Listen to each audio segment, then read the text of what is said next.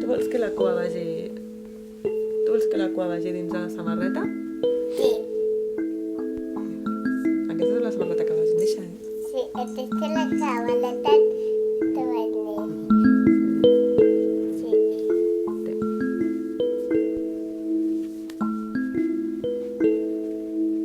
Cuida, aquí no surt la mànic a la mà.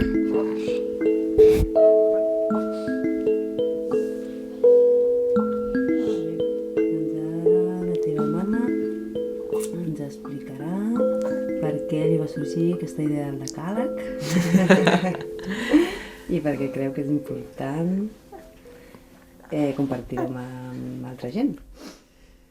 Bé, doncs, tota la vida he estat molt interessada pels parts de l'altra gent i pels meus, i me n'he adonat que moltes dones, quan expliquen el seu part, més que explicar si els hi van posar epidural, si no, si els hi van fer cesària, expliquen sobretot de quina manera van ser tractades emocionalment, no? Pues si la llevadora o el metge que les atenia les respectava, no? I les escoltava i les cuidava, i penso que això és el que a moltes dones els hi fa decidir si han tingut un bon part o un mal part, més que si el part és el que s'esperaven o no, no? De si han pogut fer un part natural o no. Crec que és més important si et cuiden o no.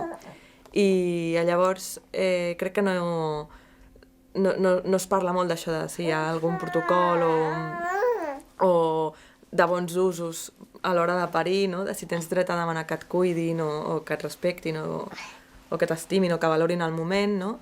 I llavors el que vaig pensar és que aprofitant el llibre que vaig escriure, que té bastant ressò mediàtic, doncs aprofitar això per poder fer una mica de sensibilització i que se'n parli i que es tingui en compte.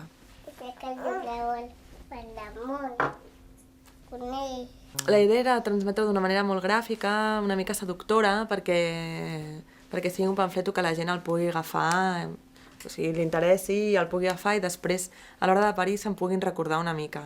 Al final el dibuix ha quedat una miqueta més abstracte del que m'esperava, però que sí, que quan tu vagis a parir tinguis aquest paper i te'n recordis que tu tens, hi ha alguns drets que pots exigir, no? I bueno, el decàleg està pensat per a aquestes dones, dibuixat. I ja està.